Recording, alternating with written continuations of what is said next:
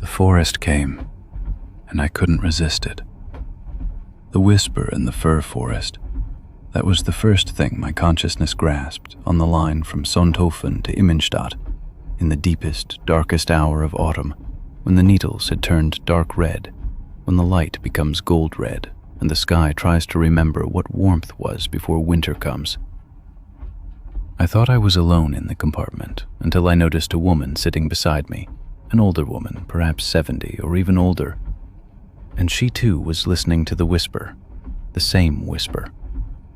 Her eyes were closed, completely, peacefully closed, and she smiled, a gentle smile, as if she were living in a memory. "Beautiful, isn't it?" she whispered, without opening her eyes, her voice quiet and distant. The whisper in the firs, the forest's secret. Most people don't hear it, don't know it exists. They're too busy with their thoughts, their inner noise, their music, their phones, their constant buzzing. But when you're still, when you're really still, when you sweep all thoughts away, then you hear it, that deep whisper. The firs, they speak, every day, every night, for 1,000 years. And what they say is always the same eternal message. Stay. Stay a little longer. One more breath.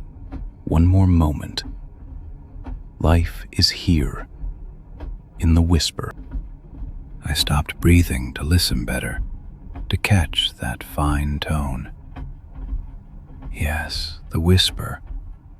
It was truly there. I could feel it. It was real. It was present. It wasn't the noise of wind, not that coarse, angry sound. It wasn't the rustle of leaves or falling branches. It was something deeper, something more intimate, something that came from the firs themselves, from their wooden spine, hard and unshakable, and their nervous system of resin, spicy, golden. A whisper that meant continuity, eternity, patience, the knowledge that winter comes cold and harsh, but that spring comes too, colorful and warm, and that both are all right, both are part of the rhythm. "My brother and I," said the woman, and her voice was warm, nostalgic, full of life, full of history. "We grew up here, in the forest, between these firs, under this sky, which is different here than anywhere else, I know that. Our mother was a forester, one of the first foresters, a strong woman, a pioneer, who loved the trees, really loved them. She taught us that the forest isn't a place you use and exploit, but a place you live with, dance with. And my brother always wanted to leave. He was restless, energetic, ambitious. He wanted the city, wanted to do big, shiny things, have power, an office, money, meaning, a name. And I wanted to stay. I wanted to stay here in the forest. I didn't want to leave the firs. I didn't want to leave the whisper, the secret. And now we're both old, or I've become old, long old now. And my brother, he's dead, in the city, in an office. A heart attack, sudden, no warning. He didn't want to die, the family says. He wanted to do so much more successes, more power. But I say maybe he got it wrong. Maybe he should have stayed here. Maybe his heart wouldn't have broken if he'd been here, under these firs, in the whisper, in the rhythm of nature. She opened her eyes and looked at me, eyes that were deep blue, like the forest sky, like the sky that holds the forest. "I've turned 70, she said, with both pride and wonder. 70 years, a whole lifetime here in this forest with this whisper. And every night before I sleep, before I close my eyes, I sit at my window and listen to the firs, listen to this whisper, this song. It's so regular, so reliable as a heartbeat. And in the morning, before I get up, before the world begins, before traffic and noise start, I listen to them, to these firs, and I'm still not sure whether I've understood what they say, really understood, whether there are even words that can translate the whisper. But I understand something deeper. I understand that the question isn't, what does it mean? That's wrong, that's fear. The real question is, can I live with not knowing? Can I accept that there's a secret? Can I spend my whole life loving a secret without ever wanting to solve it? The train slows down, as if it too has understood that the whisper is more important than the journey, that arrival is less important than being underway, as if it too wants to listen to the whisper, wants to surrender to the secret. The forest grows denser, denser, ever denser, almost impenetrable. The firs, they're everywhere now, close together, in rows, in forest regiments, left and right, above and below. The windows growing dark from the trees. A whole ocean of firs, an ocean of needles, of resin, of continuity. And the whisper becomes a song, a primitive song, an old song, a song with no words but meaning all possible words, containing all truths. A song of spring and autumn, of growth and decay, of life and death, of staying and going, of time that passes like leaves and time that remains like roots. The song of continuity, the song of the forest. The woman opened her eyes and looked at me, and I saw in her eyes generations of forest life, of stillness, of love for the land. She smiled very gently, then she closed her eyes again. The train slows even more. We're approaching the station. But in this compartment, in this bubble of time and space, it seemed we'd never arrive, that we'd travel forever, flooded by the whisper of the firs, suffused with the secret of the forest. And as I listen to this eternal whisper, this song of the trees, my eyes grow heavy, so heavy. The forest becomes dream, becomes another world, an old world. The whisper becomes the heartbeat of the earth, becomes something living, something pulsing, something true. And I fall asleep, surrounded by firs, by their patience, their rest, their silent, ancient wisdom, that everything returns someday, that everything lingers in eternity, in the great, endless whisper, in the eternal song that never ends, never falls silent. I met the poet on the line from Strasbourg to Kael on one of those early morning trains, when the sun was just beginning to paint the fields golden and most people were still asleep, lost in dreams, their heads leaning against windows, their breathing slow and deep. He sat across from me, a lean man with white hair like snow, and the eyes of someone who'd spent years listening instead of speaking, observing, absorbing, as though his ears collected everything the way a net catches butterflies. He wrote in a notebook with a pencil that was nearly spent, the lead short and blunt, yet he kept writing tirelessly. The hand followed the rhythm of the train, as though the train itself had a tempo, a pulse, a breath, and the words hung along it like pearls on a string, each word a moment a color in the spectrum of waking, a part of the morning writing itself in his notebook. I asked him what he was writing, and he smiled without looking up from the paper, a fine, knowing smile, as though he'd heard this question 1,000 times, and there was a long, patient answer only he could give. He said he collected the words the train whispered into his ear, words that only come into being on rails, words only truly audible in the darkness of night, words that don't reveal themselves to one who doesn't listen, who doesn't really hear. The rails sing, he said, with a conviction that allowed no question. If you listen long enough, really long, Not just a minute or an hour, but for years, decades, a whole lifetime. They always sing the same song over and over. Ta-dum, ta-dum, ta-dum. But every night the song is different, because the night through which you travel is different, because every night carries its own story. The forest is not the same forest, not in relation to time, not in relation to season, not in relation to thought. The sky has different stars, different cloud formations, different lights. Even the fear you carry is not the same fear as before, but a new one you've taken with you, like luggage on a journey. The man opened his notebook carefully, as though opening a bird, as though holding something living, something delicate that might fly away if you're not careful.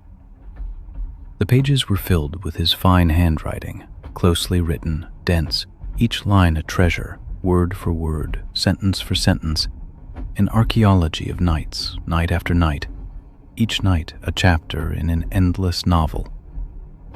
And he read me a few lines, with a voice that changed like weather changes, that deepened almost like another person, when he read the words as though he himself became the train, as though he let the train speak through his throat. I can't remember the exact words anymore, though I tried to hold them, but it was about a bird, a blackbird, a raven, or a crow, sitting on a telegraph wire high above the fields, at a height where only the wind touched it, watching the trains with an attention that knows no tiredness, as though counting a story, train by train, night by night, year by year. Every train was a verse, a stanza in an endless ballad.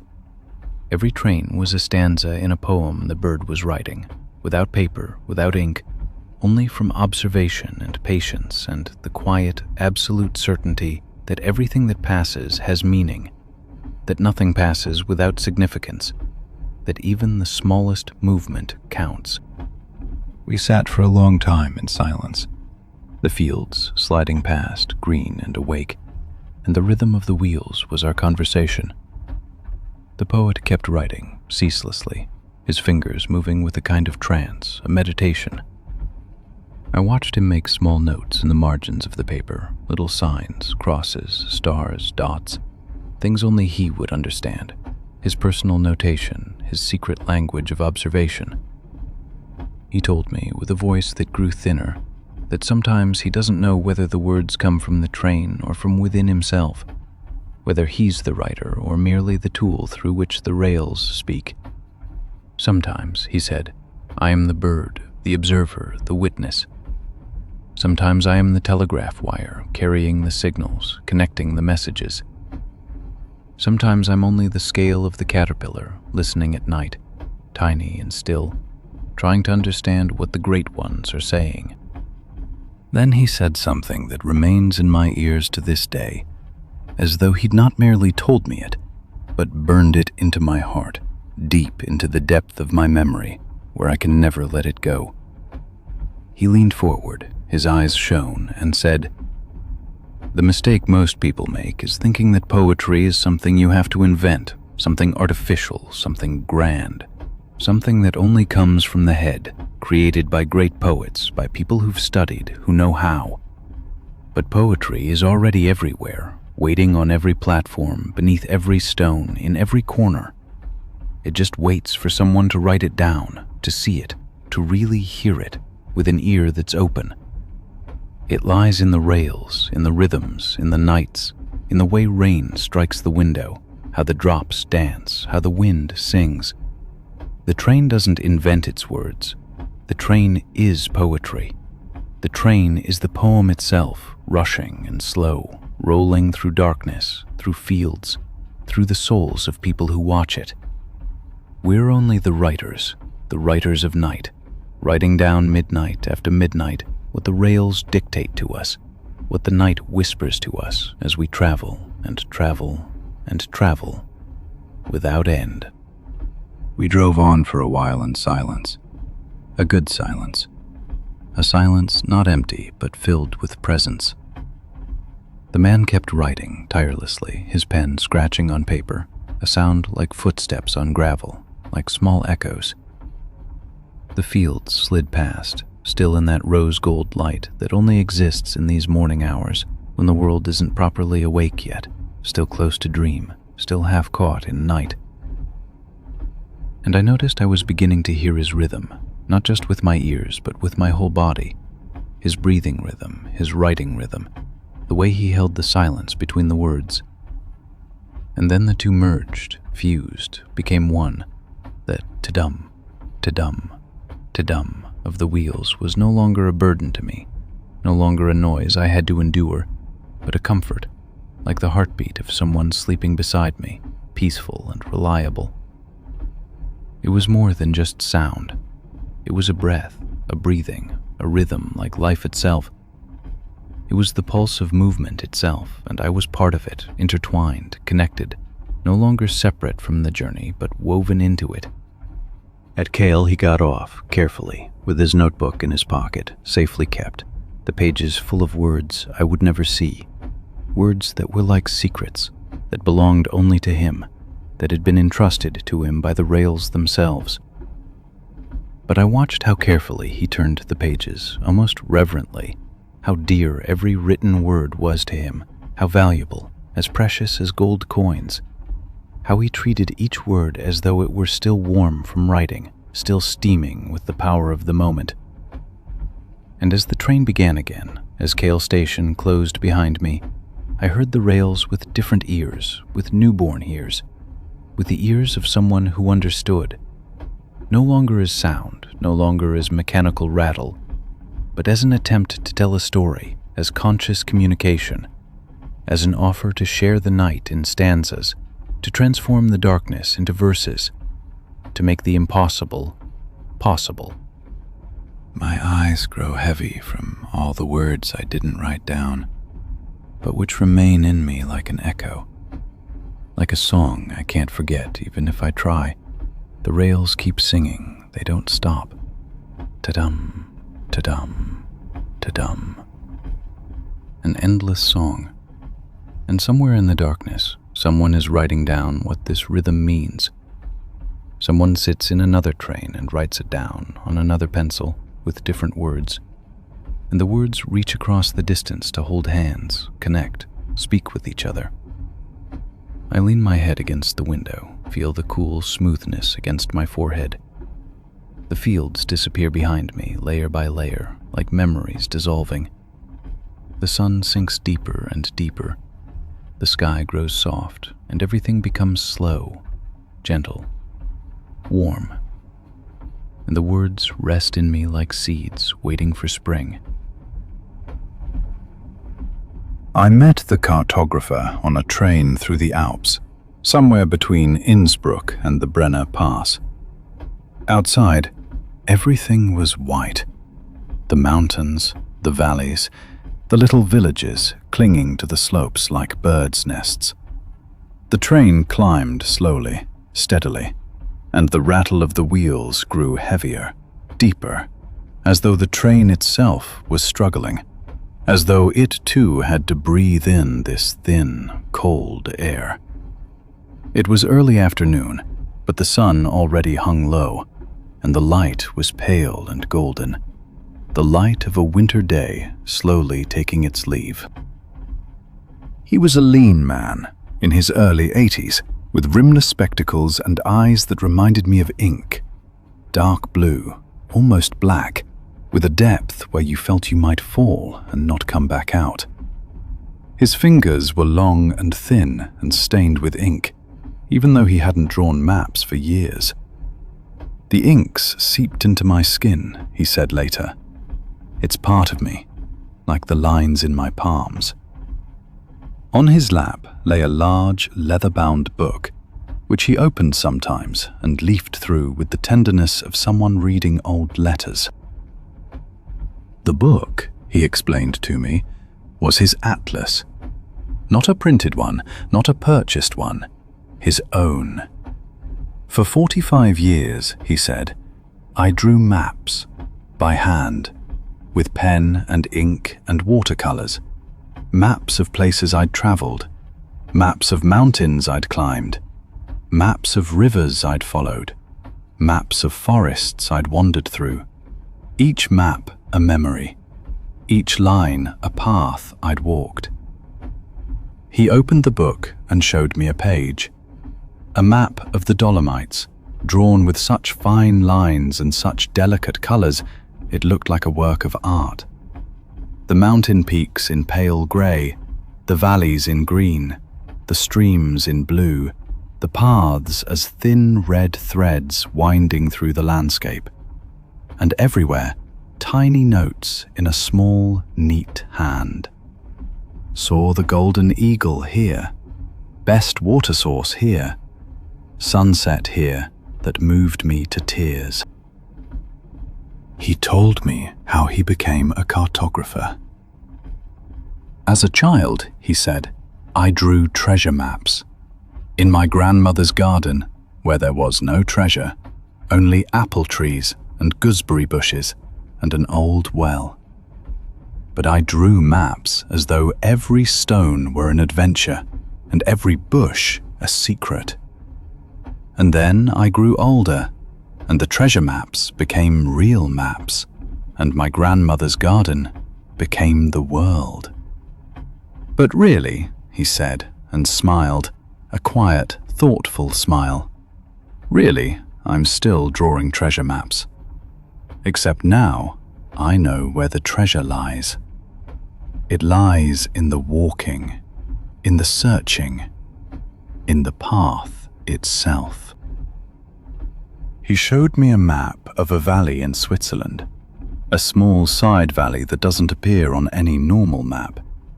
It took me 3 days to find it, he told me. 3 days during which I got lost and found myself and got lost again. And when I finally got there, it was the most beautiful place I've ever seen.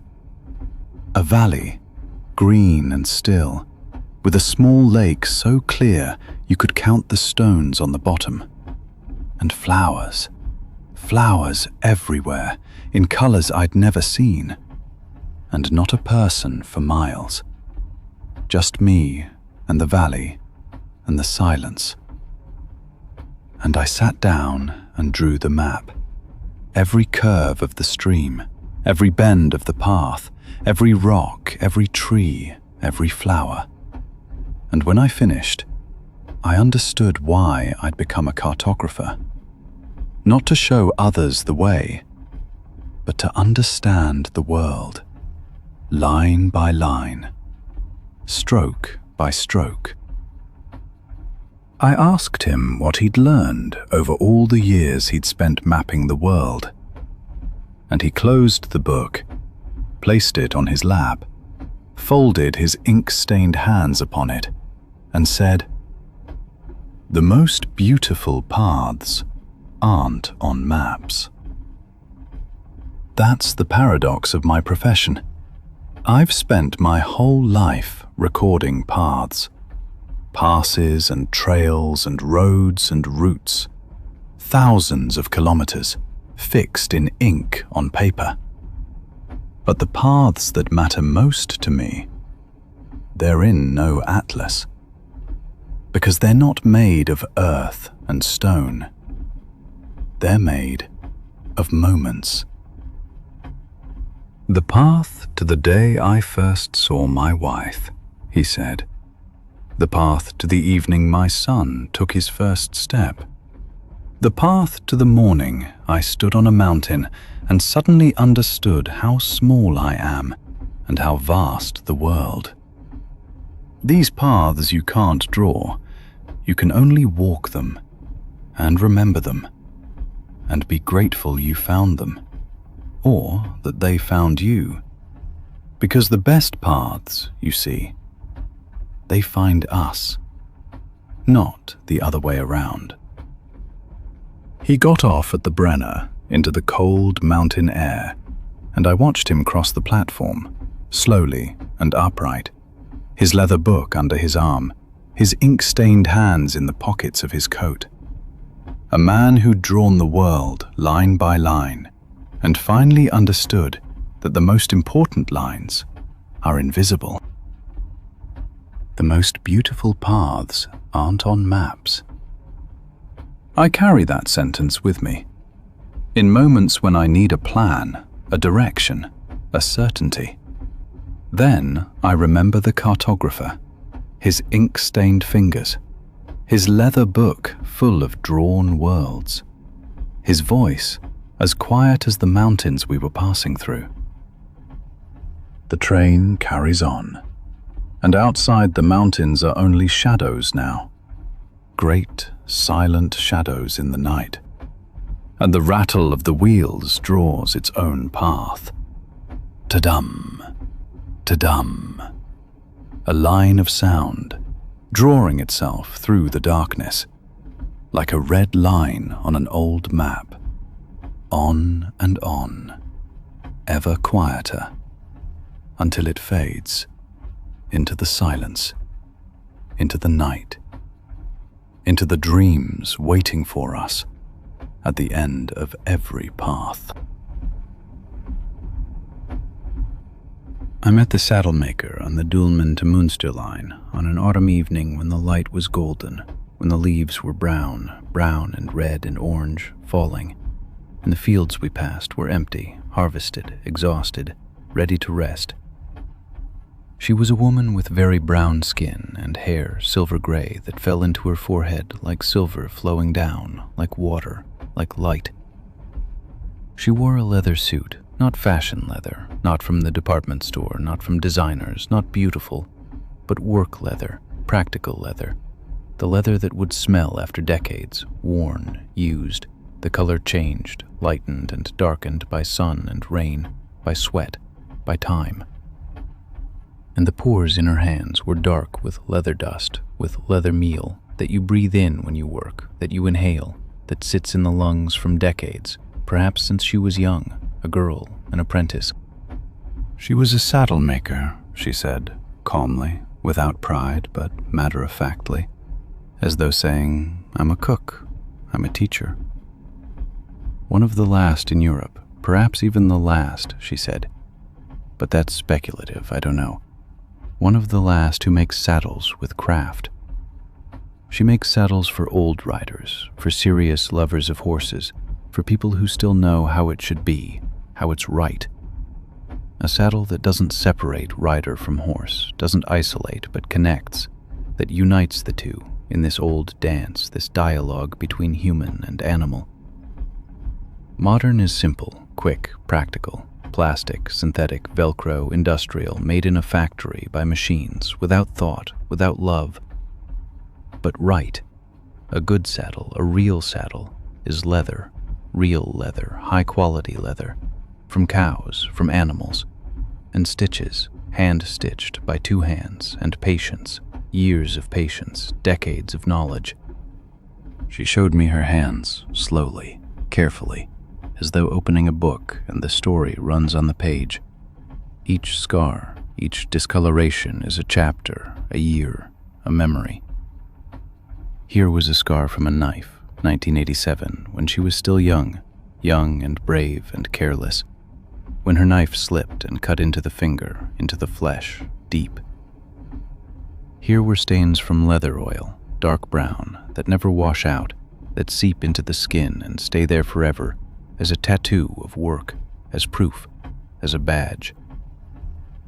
Here was a thickening on the side of the hand. She pointed to it, no pride, no drama, just fact. That's from 40 years of pricking, with the awl, the leather tool, the needle, with great force. The bone reshaped itself, the structure changed, because the force always came at this point, year after year, daily, 6,000 times a year, perhaps more. The bone is different now. I'm different now. She told me of a saddle she made 5 years ago, a decade ago almost, for a very old man whose horse was also very old, the same age or older. The horse's eyes were gray, she said, gray like stone, like old eyes, wise eyes. The man came to her and said simply, directly, I don't want to outlive this saddle. This will be my last saddle. He didn't say it dramatically, not desperately, just matter-of-factly, the way you say it will rain tomorrow, the way you say the sun sets. And she made it with this idea in her head, with this knowledge that this would be the last saddle this man would wear, would sit on between himself and his horse at the end of his life, at the end of a journey. She took her time, not hasty, not rushed, but with a kind of calm, a kind of holiness. She chose the best leather from her best hides, the most tender, the softest, the leather ready to accompany a last journey, to hold a last connection. She stitched with a kind of tenderness you could call prayer, without calling it, without saying it aloud, stitch by stitch, needle by needle, each stitch a thought, a wish, a love, a greeting to this man she didn't know, would never know, but for whom she worked lovingly. The man died 3 months later, not long after, and his son wrote her a letter, a handwritten letter, on paper, with ink, real words, out of sorrow, out of gratitude. He said that his father rode every day, every morning on this horse, in this saddle, early mornings when the air was still cool, still pure, before the world woke up. And that was the best time of his life, not because life had become better, not because miracles happened, not because medicine helped, but because his body felt it better, because the saddle was so good, so perfect, that pain disappeared, that worries disappeared, that the world disappeared. The saddle was so good that the man forgot he was aging, that he would die, that he was tired, that he was lonely. He was only rider and horse and landscape, the trees, the meadows, the other riders who passed him. That was all there was. That was enough. That was heaven. She also told of young people, young folks who sometimes want to start with her, who want to learn the art, who see passion, but then understand that it's not art, not romantic, but work, hard work, patience, long patience. Never fame, never recognition, and most go away quickly, give up. Only very few stay, very few, perhaps one per decade. And those who stay become saddle makers not from ambition, not to earn money, not to become famous, but from a kind of love, a kind of obsession they can't explain, not literally. A love for leather, for craft, for perfection, for horses, for the way a saddle sits, exactly, rightly, how the stitches hold, how they don't tear, how a life is changed on it, how the world is transformed by a good saddle. A connection that is love. I asked her if sadness lives in this job, that you know all leather will eventually fail, that every saddle will eventually decay, age, fall apart, that cracks come, that the color fades, that the wood dries out, that everything is transience. She shook her head slowly, not dramatically, not wistfully. She said that transience doesn't make you sad, not really, if you accept that it's the condition of all things, not specific saddles, but everything, people, houses, countries, cultures, empires. What counts, she said, her voice grew louder, firmer, is that you make a saddle that's good while it exists, while time passes, that you use this time, these years, these decades, while the leather is still young, while the person still lives. Then you can die, peacefully, fulfilled, and the saddle will also die, decay, and the man will die, and his horse will die, and that's okay, that's right. That's part of the great rhythm, the great law.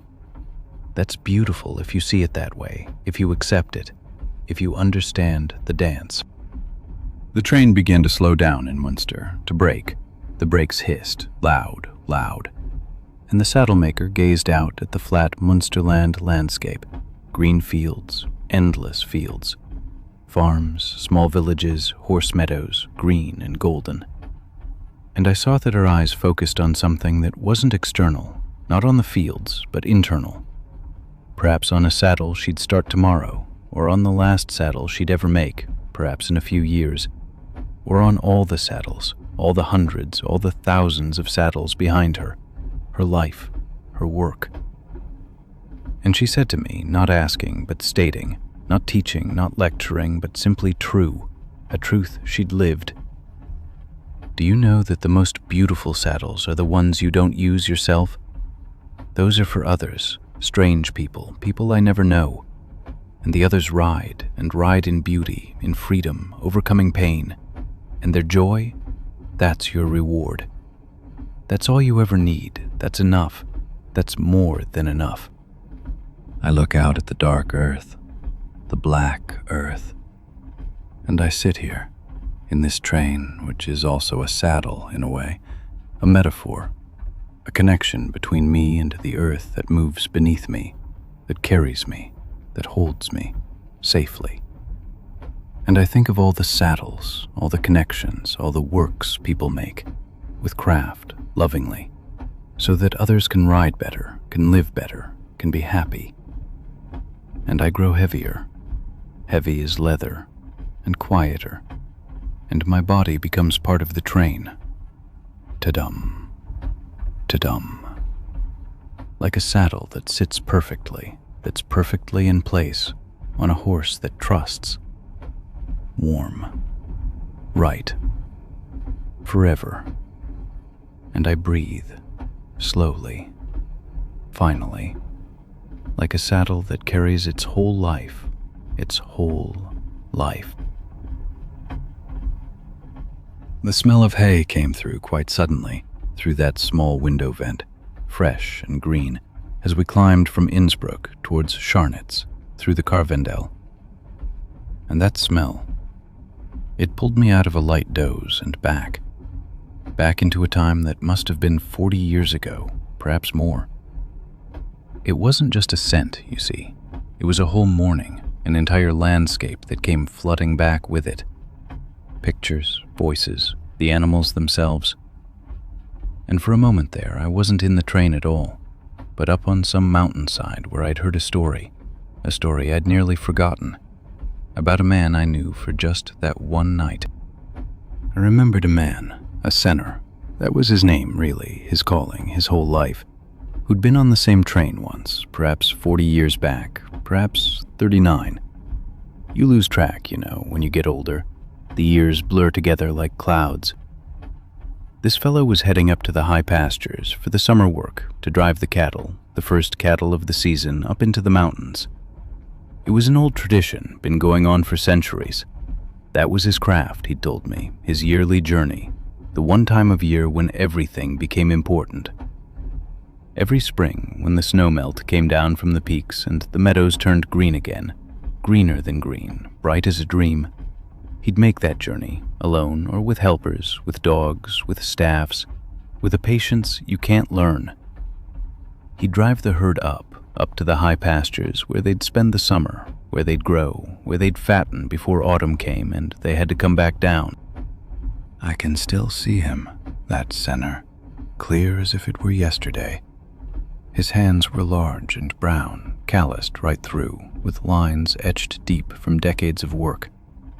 And they moved when he spoke, as if he were shaping the mountains, reshaping the whole landscape as he described it. He told me how the cattle would grow restless the night before they set off, how they could sense it, sense that everything was about to change for a few months. The animals know these things, he said with great certainty. They feel them in the air long before we do. And early in the morning, still dark, with stars still showing, the herders would gather on the farmyards and drive the herd upward. Slowly at first, carefully, because the cattle were weak after the long winter, thin, unfit for the height. Then faster as the warmth came, as the sun began to work, as the animals found strength in their legs again. That hay smell drifting through the carriage window now, this fresh spring hay, still wet with morning dew. It brought back not the smell itself, but the memory of it, the telling of a smell, the way his words had conjured the sense. He'd spoken of the moment when the cattle reached the new pasture for the first time.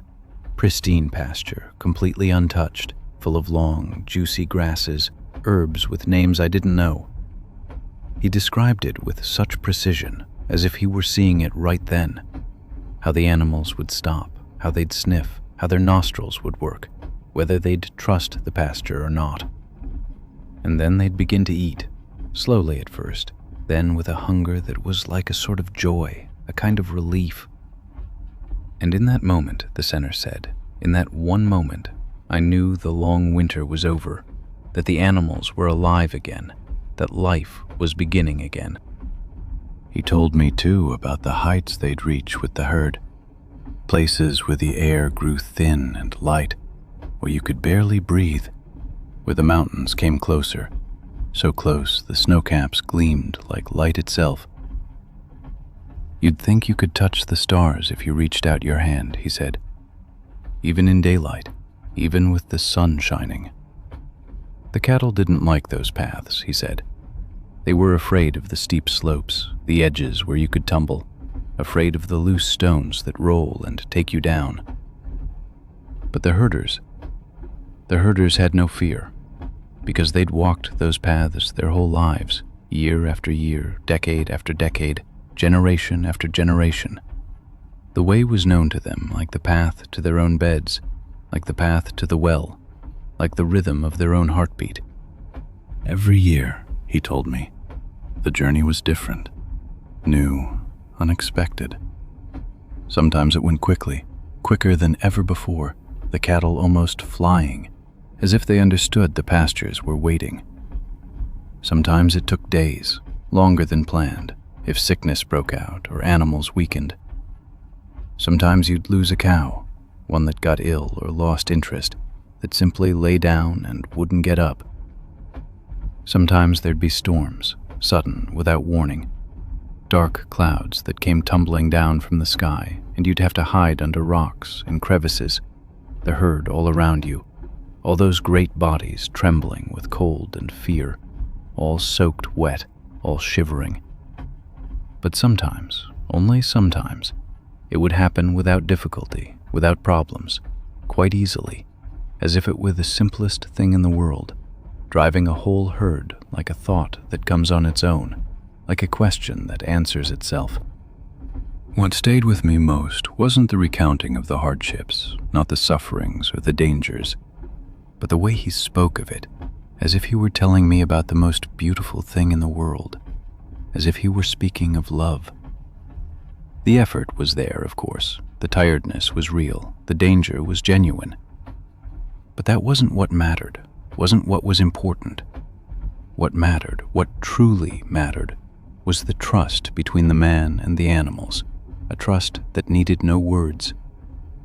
It was also the trust between the herders and the mountains, an old agreement that had existed for generations. And it was the trust between time passing and the path that repeated itself again and again, year after year, old and new at once. It was like a dance, he said, a very old dance that had been danced for hundreds of years, perhaps thousands, and each year was a new version of the same old song, always the same and always different. And now, as the train climbs further up the gorge, as that hay scent still drifts through the window, this green spring smell, I feel myself drifting slowly back into that old memory, the center's story mixing itself with the rhythm of the train. Clack, clack, clack, clack, like hoofbeats on stone. The story mingles with the present, and suddenly they're one and the same. I imagine the cattle climbing those paths right now, this very spring, sniffing, their hooves touching the stones, their herders leading them, quiet, patient, with the dogs, with the staffs. Life repeating itself, beginning again at the same place, at the same time, with the same patience that's been here for hundreds of years. My eyes grow heavy, heavier still, as I breathe in this hay scent. Breathe it deep, as I watch the mountains slip past outside. Green slopes, dark forests, snow-capped peaks distant in the haze. As I feel the train carrying me higher and higher, the air growing thinner, the world changing. The center's been gone a long time now, many years, but his story stays with me, lives in me, becomes my story. And the cattle are on their way right now, in this very moment, in this spring, climbing, snorting, breathing the thin air, reaching the green pastures that wait for them.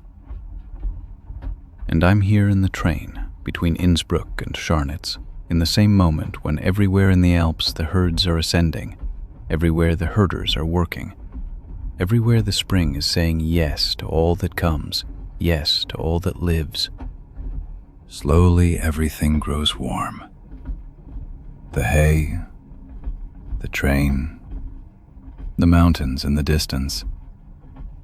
And I sink down into a sleep that tastes of pastures, green, endless pastures, and a voice that says, "The ascent has already begun. Everywhere. Everywhere." I met the Shingle-Maker on the journey from Bregenz to Feldkirch through the Bregenzerwald, where the mountains begin gently and autumn has long collected the leaves and turned them into the floors of forests. He sat across from me, a man with hands that were rough like the bark of old trees, with fingertips that looked like stone hardened by years and years. He had the way of sitting you see in people who've done one thing right their whole life. No impatience in his body, nothing restless.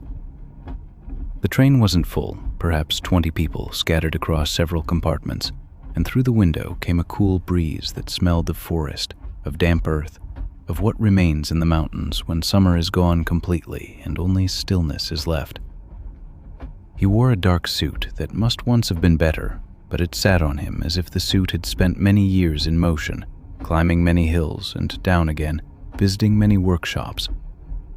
I asked what he did for work, what his craft was, and he looked out the window first before answering.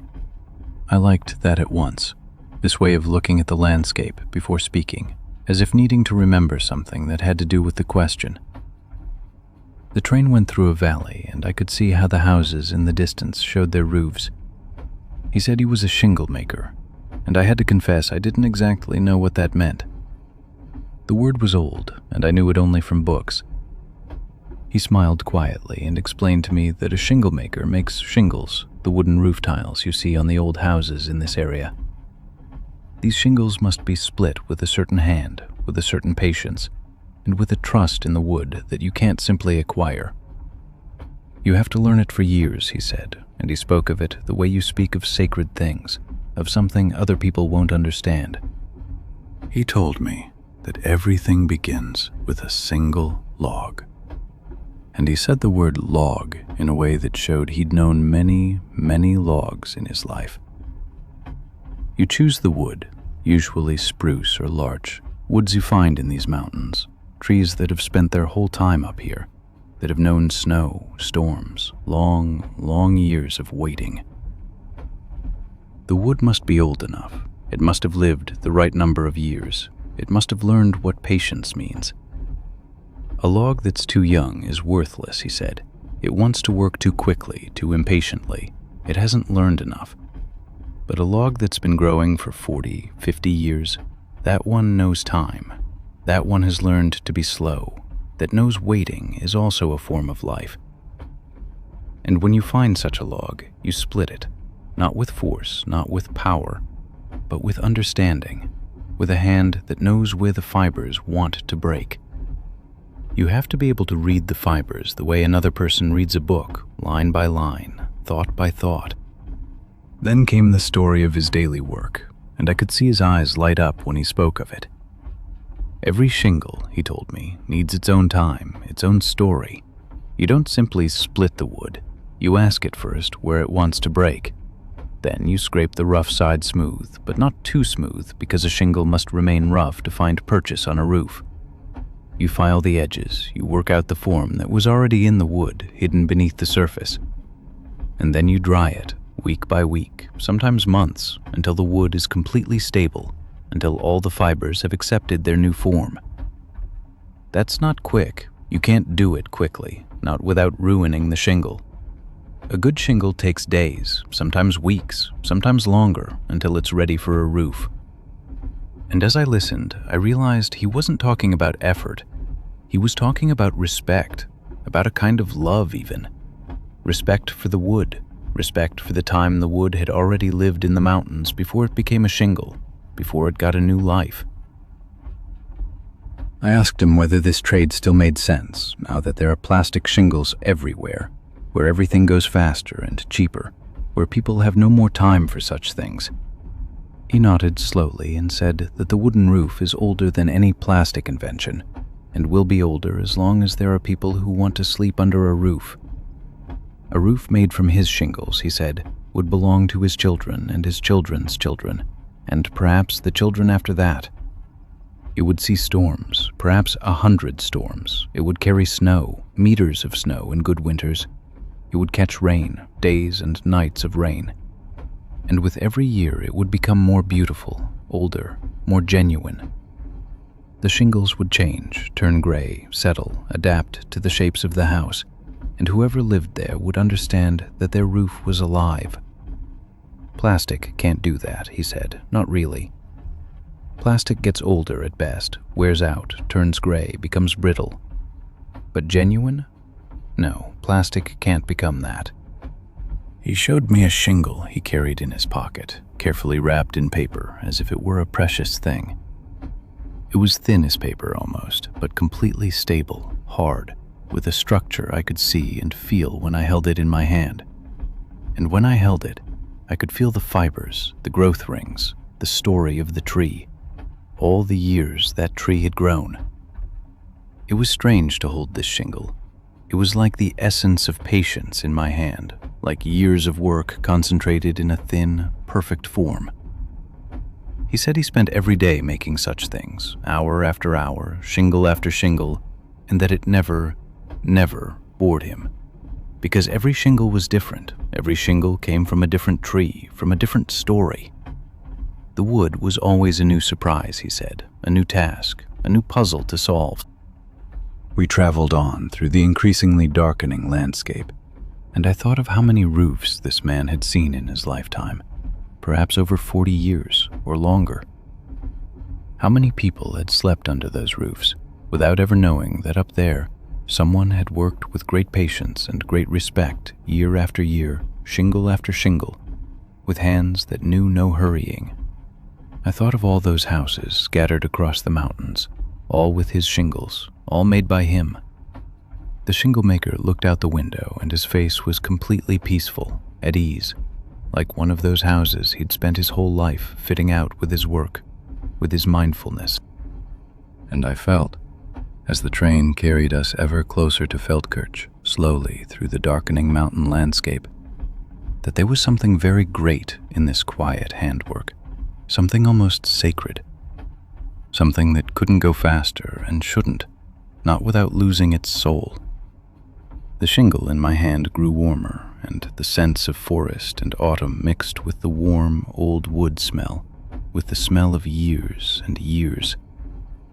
I imagined such a shingle lying on a roof, in its place, year after year, rain after rain, snow after snow, and still there, still protecting, still growing older and more genuine, while the people below slept. The man slowly closed his eyes, very gently, as if after a long day he was finally lying down. It wasn't really falling asleep, but rather a contentment with the moment, a lying down into the time and rhythm the train created for him. And I closed my eyes too, slowly, and thought of all those shingles, of all the houses, valley after valley, mountain after mountain, of all the years of patience and craft that lived in those roofs. The train rattled over the rails, ta-dum, ta-dum, ta-dum, and it was like a rhythm that hadn't changed in centuries, wouldn't change. Split, file, dry, split, file, dry. Always this same rhythm, this old rhythm, this rhythm that's older than any hurry, deeper than any haste, older than people. And my breath grew slower, ever slower, and the warmth of the shingle in my hand became the warmth of the train around me, the warmth of the heating that carried me. And the patience of the wood became the patience my eyes now sought, that my growing tired eyes needed. Slowly, so slowly, and everything became warm and close and soft, like wood fibers that fit into each other perfectly, without force, without hurry, without fear. Only the rattle of the train, the rattle, and the shingles up on the roofs, the shingles that watched while I slept. It's summer. One of those long, warm summers when the days seem reluctant to end and the evenings arrive so gently you barely notice the light changing. The sun's just slipped below the horizon, but the sky clings to the last colors.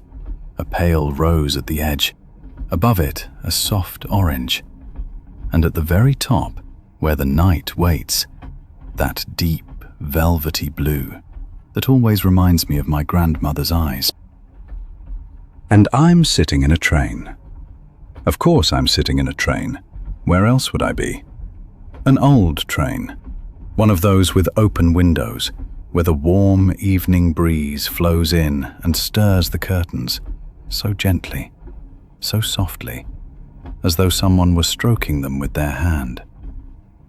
The wind smells of freshly mown grass and lindens blooming somewhere out there, and of that particular smell summer has when it's at its loveliest, a mixture of warmth and earth, and something sweet that can't be named, but is recognized at once. The compartment is comfortable. Not small, not large, just right. The seats are red velvet, worn a touch at the places where many hands have rested and many heads have leaned. And they have that pleasant softness only old upholstery has. Not too firm, not too yielding. Above, a small lamp glows with warm light, tinting the room in amber.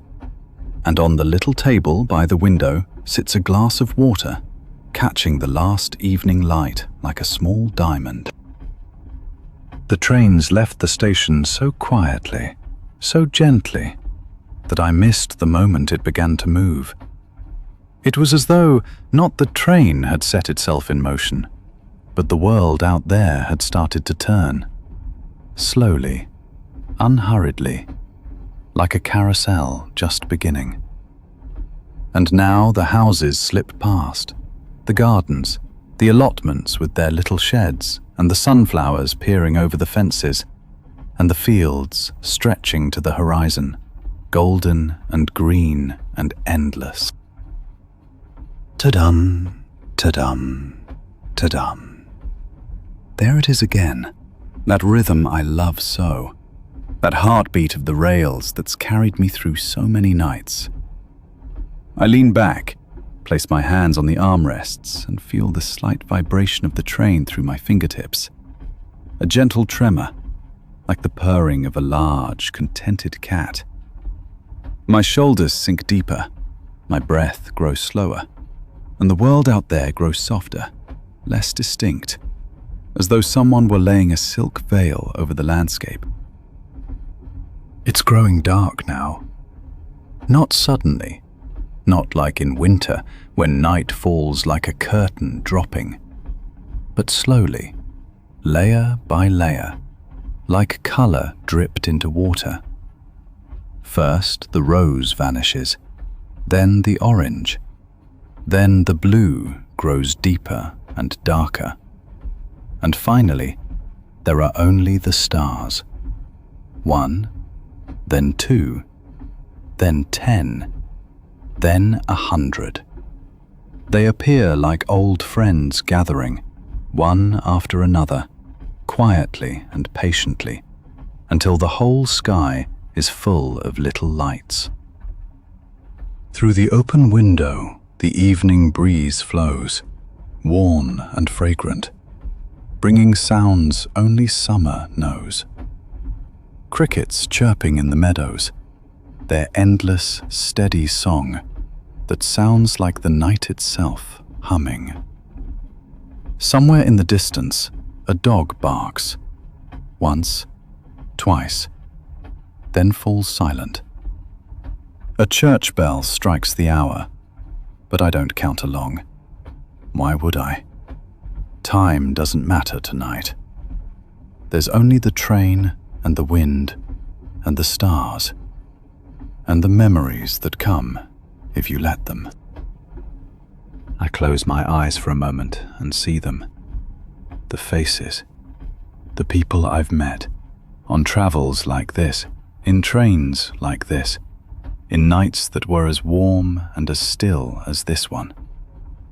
The craftsmen and wanderers, the quiet ones and the patient ones, the seekers and the satisfied. People who loved their work the way others love their children, who found great truths in small things, who've told me sentences that took root like seeds, and which bloom again in nights like this. Each of them left me something. Not things you can touch, but sentences that took root like seeds in fertile earth, and that grew with time, until they had roots and branches and leaves and blossoms. And in nights like this, when the train runs and the wind is warm and the stars are near, then they all bloom at once. Then they sit beside me again, these people, and I hear their voices as though it were yesterday. The wind flows through the open window and moves the curtains, and I smell lindens and grass and summer and memory. My eyes grow heavy, but not tired, contented. As contented as you can be when you're traveling and needn't be anywhere. When the train carries you and the night holds you, and the stories wait, patiently, like old friends who know you're coming. And the voices come, one after another, soft, like the wind through open windows, and each brings something with it, a memory, a wisdom, a smile, and I let them come and let them go, like the landscape slipping past, familiar and strange all at once. And my eyes grow heavy, and the summer wind carries me, and the rattle sings me to sleep.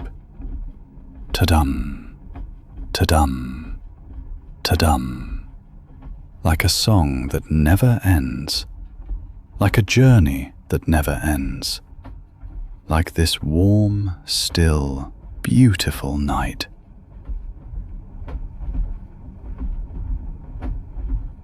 I met the man on Christmas Eve, on the line from Dortmund to Hagen, on that sacred, cold winter day when the streets were snow-white and houses glowed with lights. And he was alone. That was the first thing I noticed. Not simply that he was traveling alone, but that he wanted to be alone, had chosen it. His eyes had that particular quality, that resolve people have when they've made a decision everyone else thinks is wrong, strange, heartless. And yet, there was peace in his eyes.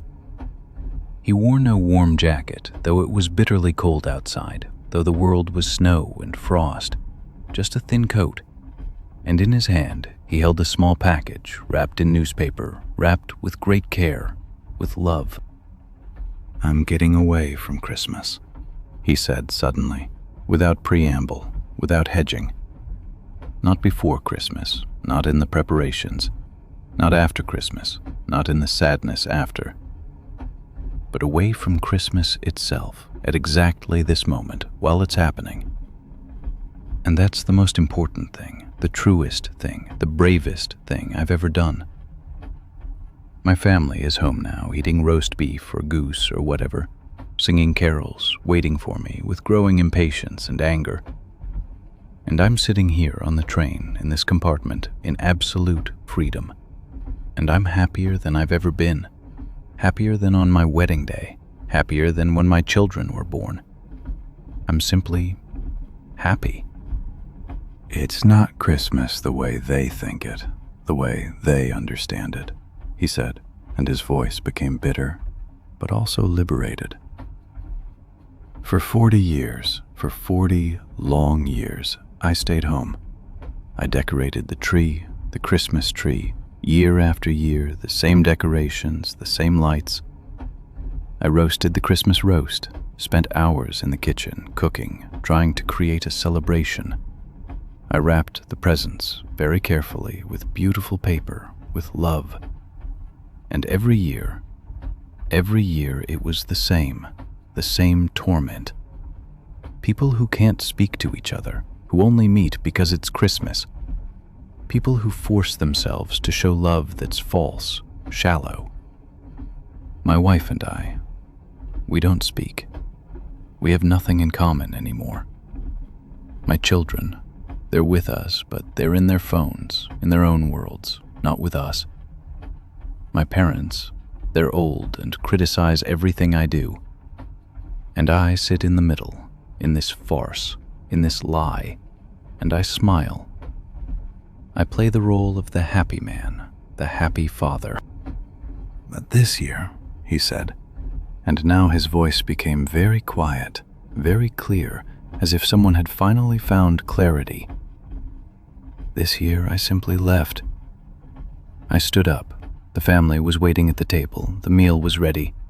I stood up, packed some clothes, a few things, only the essentials, and I walked out the door, and I went to the station. I simply left.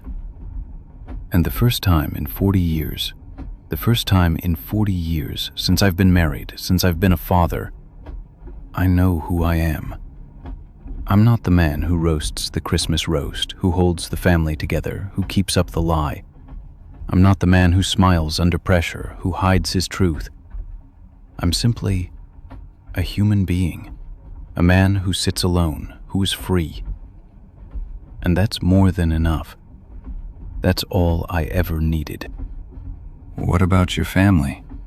I asked carefully.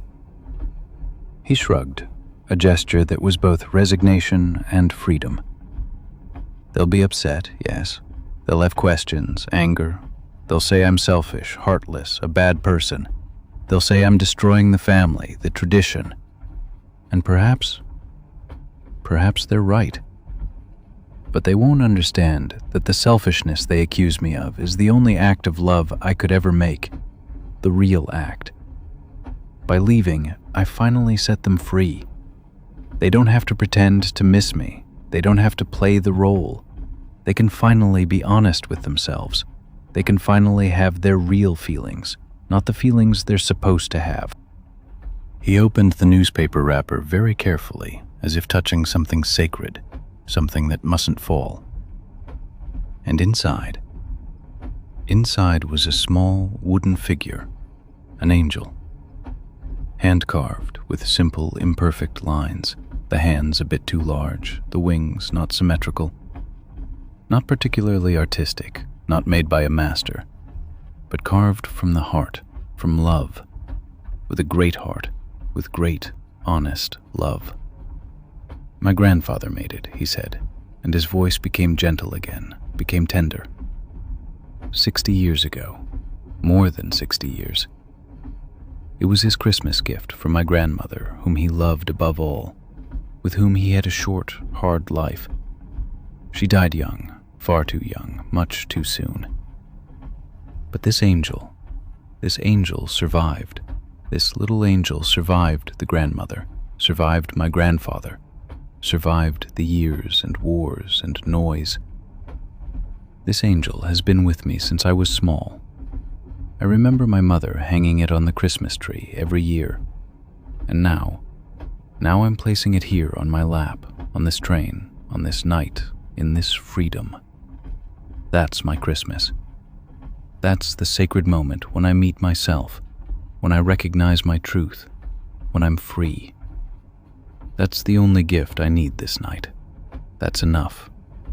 That's everything. The train drove into the winter night, its rhythm gentle, regular. Ta-dum, ta-dum, ta-dum.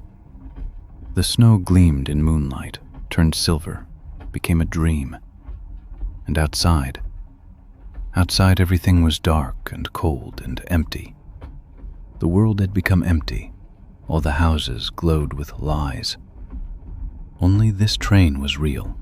Only this compartment was true.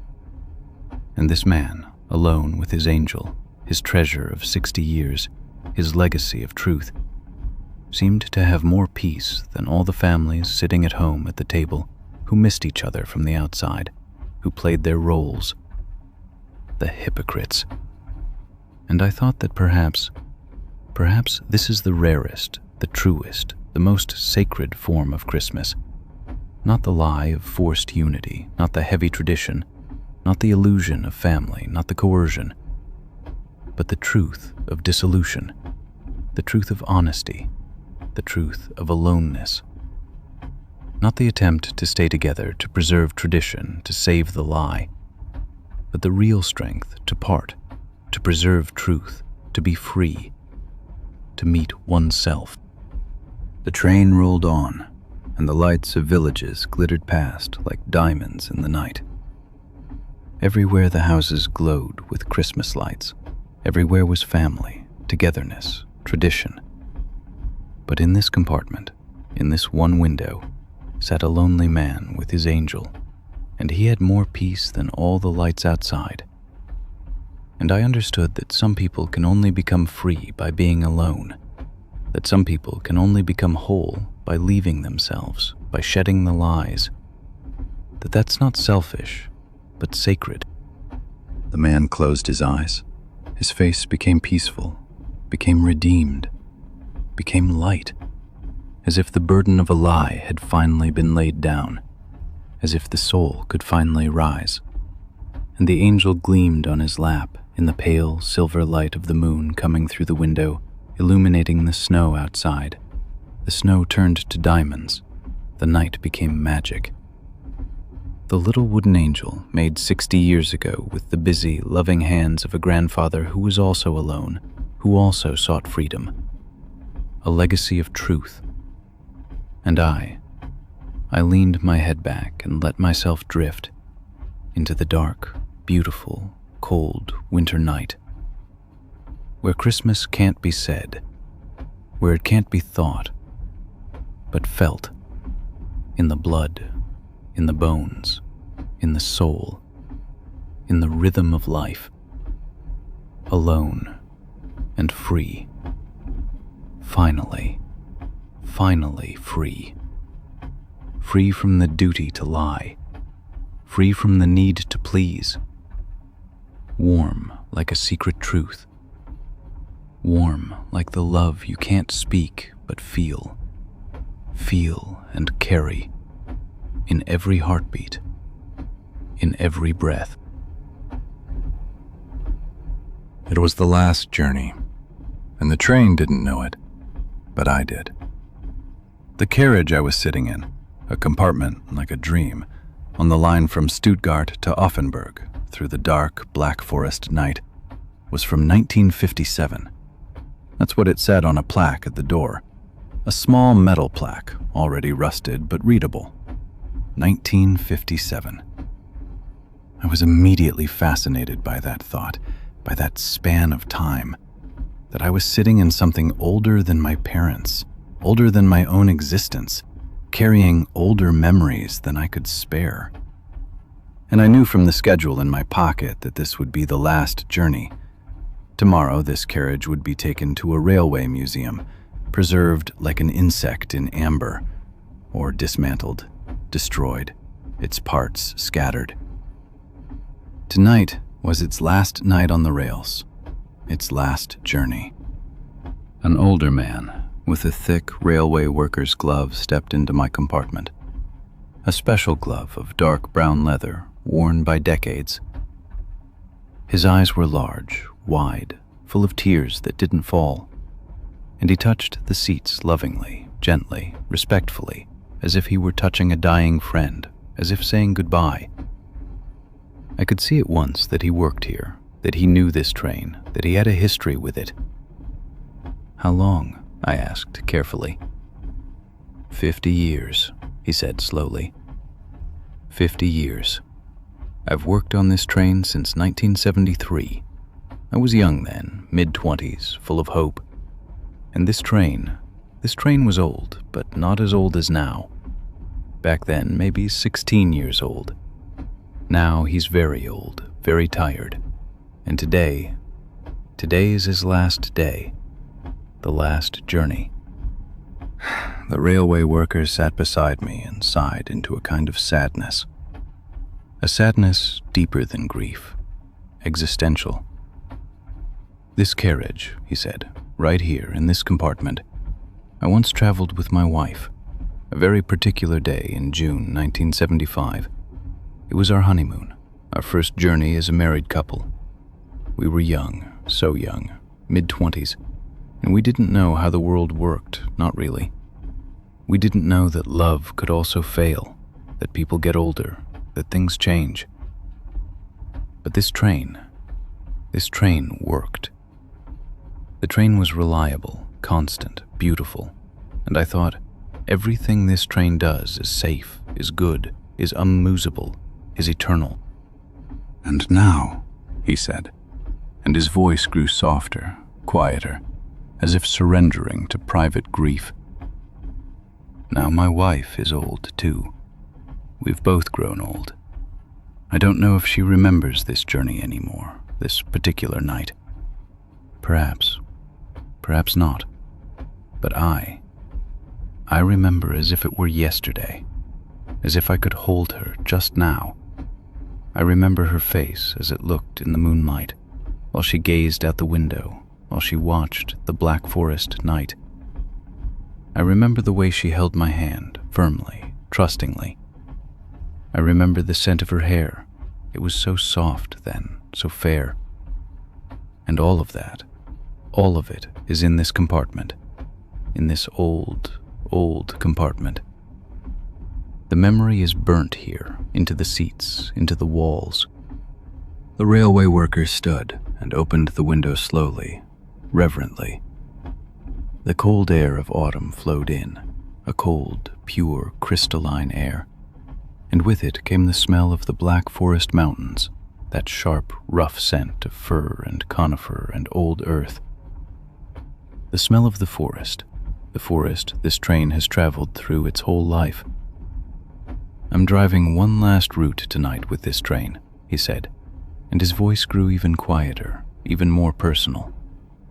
"Stuttgart to Offenburg. One last night. And then he won't drive anymore. He'll stand still. He won't live anymore. And then I won't work anymore. Then I'll retire too, into a time without purpose. I'm old too, you see. I'm 73 years old. And the train and I, we're retiring together into the darkness." That's beautiful, isn't it? That's the kind of symmetry the gods love. A man and his train, retiring together. He then told me of all the people who traveled in this compartment, all the lives that had used this place, of all the stories that had carved themselves into the seats, into the windows, into the air itself. There was a woman, he said, an old woman with white hair, who came here every month for 15 years to travel to her sister who lived in Offenburg.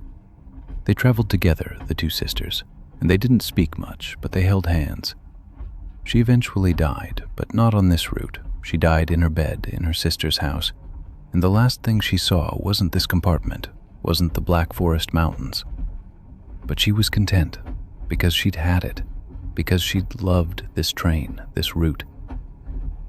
There was a boy, he said, a small boy, maybe 9 years old, who traveled here alone for the first time with a label round his neck with his address. He was so nervous he read the safety label the whole journey, again and again, the same words, to calm himself. And the railway worker, he'd watched all these years from outside, from the side, from a place where only workers are, the invisible people. 50 years, 40,000 journeys. He saw people arrive, alive, with hope and dreams in their eyes, shining, young, old, boundlessly hopeful. He saw couples arriving in love, holding hands, buying plane tickets, and individuals seeking flight, seeking rest, seeking change. And he also saw them arrive sad, with disappointment in their eyes, with sorrow in their voice, with losses they carried like stones. And this carriage was always the same, always safe, always reliable. A place where you could make a journey, not just with your body from Stuttgart to Offenburg, not just counting kilometers, but also with your soul, with your inner worlds, with your heart. The train held people. The train held their most precious moments, guarded them, protected them. That's the greatest task of a train, I thought. Not to go fast, not to be efficient, but to hold people while they change. "And now," said the man, and his gaze grew very distant, lost in the past, or perhaps in the future, in a time that won't be anymore. Now the world doesn't need him anymore. There are faster trains, much faster. There are high-speed trains with double the speed, with air conditioning and internet. There are cars that go faster, that are more private, that promise freedom. There are airplanes that are even faster, that seem to conquer time itself. Nobody wants to sit here and go slowly and think. Nobody wants time, real time, time to reflect, time to breathe, time to live. The world is speeding up, getting faster and faster, addicted to speed. Time becomes money, becomes the enemy, becomes measured, becomes calculated. Efficiency is everything. Speed is everything. And we both, this old train and I, an old man with old hands, we're left behind. We've become useless. We don't fit in the new world anymore. We're anachronistic. We're obsolete. We're history. He bowed his head, and I saw that he wept, very quietly, without sound. The tears ran down his old face, down the wrinkles, down the scars of the years. And I took his hand, that old, working hand, and we sat together in this old, old compartment, on the last night of its existence, on its very last journey, and heard only the rattle of the wheels, a rhythm so old it spoke to the ears of the heart. The rattle that ta-dum, ta-dum, ta-dum. The rattle said, "It's over. It's over." But it was beautiful. It was so very beautiful. You won't be forgotten. This journey will remain. This story will remain. The black forest slipped past. The mountains became shadows.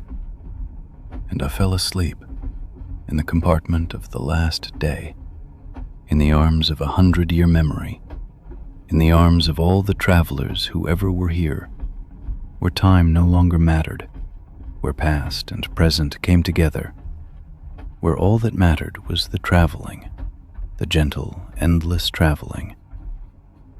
Home, or perhaps simply away, into the darkness, safe, soothed, loved. The retired factory director sat across from me on the line between Essen and Mulheim, the line through the Ruhr Valley, through the heart of German industry. The compartment smelled of dust and the past, of something that was over. He was a large man with the broad shoulders of someone who'd spent his whole life making decisions, giving orders, used to being obeyed. His hands were large, workman's hands, director's hands, and they lay on his lap, motionless, as if they didn't know what to do without commanding something, without controlling a machine. His name was Werner, and that evening he was very direct in conversation, very blunt, like a man who no longer needs to be polite. 40 years, he said without preamble, without hedging. 40 years I was director of that factory. 4 decades, that's more than half my life. The factory was my life. My name was on every document. I made all the decisions. I was the boss. And now I'm not director anymore. Now I'm just an old man, a pensioner, That breaks me, destroys me from inside. That's the problem they don't tell you about when you retire. Nobody tells you the truth. They say, now you have time. Your time is yours. Now you can travel, discover the world.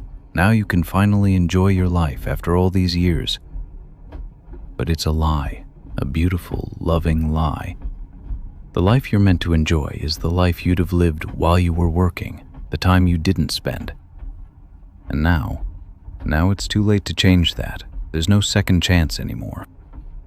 I wasn't as bad as the other directors, you understand, he said, and his tone became a bit defensive, as if he were defending himself against something deeper than criticism. I paid fair wages. I looked after the workers. I kept the factory clean, orderly, disciplined. I didn't like the others, buying and selling and playing with workers' jobs, throwing people onto the streets. I was an honest man, I know that. A fair man. A good man. And yet it was 40 years, 40 whole years that weren't mine. They belonged to the factory. They belonged to money, to profit, to growth. They belonged to reputation, to the good name, to the power I had. But not to me. Never really to me. My wife left me, he said then, and his voice became very quiet, almost a whisper. She said she doesn't love me anymore because I was never home, never really present. And that's true, brutally true. I wasn't home. I was at the factory. I was in the office. I was with the workers. I was everywhere except with her. Not with the woman who married me, who trusted me. She wanted me to take time for her, time for love, for life together. And I told her, later, after the career, after climbing the ladder, later when I'm director. And now later is today. Now the career is over. But now there's no career left to justify it, and no wife left beside me. She's gone. I still see her sometimes, but the love is gone. My daughter, he said, doesn't speak to me. She's 40 years old, and I don't know her. I don't know the color of her favorite flower. I don't know what foods she loves, what she's afraid of. She grew up while I was at the factory, year after year, and I wasn't there. I missed her school graduations. I missed her wedding. That was in June, a beautiful day, people told me. I missed watching her children grow up. My grandchildren are strangers to me. And when I tried to fix it, when I got old and understood what I'd done, she said simply, without bitterness, "Father, you can't just rebuild a life you never lived. The past is gone. The time is over." That was the most truthful thing anyone ever said to me. And the factory, he said, is also gone. They replaced me, just as I'd replaced others, just as the system provided for. A week after I left, 7 days, a new director came, someone younger, more ambitious, and everything went on. And now everything runs without me. Everything functions, perhaps even better. Everything functions as if I was never there. That's the worst thing I can imagine. Realizing you weren't important, that everything you lived for, that you sacrificed your family for, your love, your time, that it was all just a machine that didn't need you. A great, cold machine that only needed your ID and your name on a document. The rest was replaceable. "So I travel by train," said Werner, and it sounded like the truth of a desperate man. From Essen to Mülheim, from Mülheim to Essen, back and forth, an endless loop. That's my life now. That's all that's left to me. A train that shuttles between two places, that has no real direction, that doesn't really go anywhere. A man with no function anymore, no purpose, no role. And yet I'm with myself for the first time in my life, alone, one-to-one with my own self. And do you know what the worst thing is? I don't particularly like myself. That's the greatest terror, the greatest horror. I don't know myself. I'm only a role I played for 40 years, the director. And without the role, I'm nobody. There was a long pause. The train rolled through the Ruhr plain, gray and dull and monotonous, factory beside factory, industry beside industry, the same dead landscape he'd known his whole life. And I saw that Werner wept, very quietly, without drama, without sound. The tears ran down his face, silver in the moonlight, and he made no move to wipe them, no move to feel shame. He simply let them fall, one after another, like a man who'd decided to stop fighting. And I understood in that moment that people don't need to become worse to suffer. Sometimes it's enough simply to have been young, to have had potential, and not to have known it. Sometimes it's enough to make the wrong choice, the first choice, and then it's too late to turn back. Werner fell asleep, but sorrow remained in his face. The tears remained. And I saw that pain doesn't disappear when you sleep. Pain stays, lives on, becomes part of life. But perhaps that too is a form of grace. Perhaps dreaming is a chance to see life differently, to look at the past with different eyes. Perhaps he would dream of the man he could have been. Perhaps in his dreams he'd see his wife again, his daughter, and they would finally understand each other. The night grew deeper, ever deeper, infinitely deep. The factory lights became stars, transformed, became something beautiful. And slowly, so slowly, imperceptibly, everything drifted away. The duty, the career, the lost time, all these things. They let go of me, let go of us all.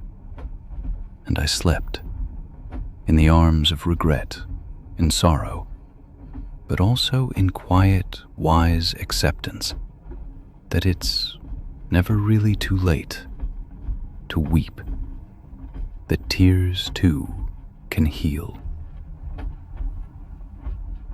The teacher boarded in Heidelberg and sat beside me without saying a word, without a sound, without announcement. On the line to Bruxelles, a path through forests, through villages that the train travels early in the morning, in one of those early hours of spring when the sky is still half dark, still between night and day, but the air already beginning to warm, already starting to wake. When the cherry trees were still on the edge of blooming, their buds still tightly closed like little pink hearts, but the air already smelled of new beginning, of growth and renewal, of life. She was a woman perhaps 50 years old, with beautiful red hair, the red of copper or autumn leaves in sunlight, and eyes that were particularly attentive, that watched with an intensity, a force that isn't ordinary, that isn't normal. Attentive, very attentive, observing. Because she couldn't speak, I realized that at once, very quickly. The silence around her wasn't the silence of someone with no time for conversation, but the silence of someone speaking another language, a language without words, a language of hands, of eyes, of heart. She smiled at me, a warm, quiet smile, a smile that came from deep inner places, a smile from a soul that had been still for a long time. And then she made signs, her hands moving with grace, with precision, with a beauty that words can't reach. I understood no sign language, not a trace, not a gesture, but somehow that was all right, perfectly fine, because I understood anyway, felt anyway what she said. It was beautiful to watch her hands, her red hands, her eyes, her whole communication was present in a way, alive in a way that would never have been possible with words, never so real, never so true. She took out a notepad, a simple, ordinary pad, and a pen, and wrote very cleanly, very precisely, in large, clear letters, "I've been deaf since I was 5 years old. An accident in summer. Fever." Then silence. Absolute, total silence. Complete. But that was fine. That was a long time ago. I grew up with it. I became who I am with it. It's my life. I became a teacher for deaf children, for children like me, for children who couldn't speak. I've been teaching for 30 years, almost a whole life, a life's work. I'm sitting here now on this train on my way to my last teaching day, the last hour I'll teach. She wrote on, her handwriting clean and large, very large. The letters carefully formed, precise, practiced over decades, over a whole lifetime. I won't teach anymore. I'm stopping. My voice, well, I've never had a human voice, not since that fever, not since that terrible 5th year, not in all the years since. But my hands have been my voice. Strong, expressive, alive. Everything I had to say, everything I needed to share. I've taught children that silence isn't sad, that silence doesn't mean lacking something, doesn't mean inadequacy, doesn't mean a fault. That silence can be beautiful, that it fulfills, that it's rich, that it means something. That the world doesn't have to endure us speaking, making noise, having loud voices to exist, to be valid, to count. And now I'm stopping. My last day comes. My last day as a teacher comes. She wrote faster now. Her hand flew across the paper, quick, energetic, as if she had to pour in a flood of thoughts, a sea of thoughts, years of teaching, years of watching and love, years of silence. The greatest lesson that silence has taught me, the lesson of my life, is that people talk far too much. They speak always, constantly, without pause. They fill the space with their words, with noise. But they don't listen. They don't really listen. They only wait for their turn to speak, for the other person to stop so they can get their words out, their truth. But when you can't speak, when silence is your whole life, you learn to listen truly. You learn to hear everyone, the fine nuances, the subtleties.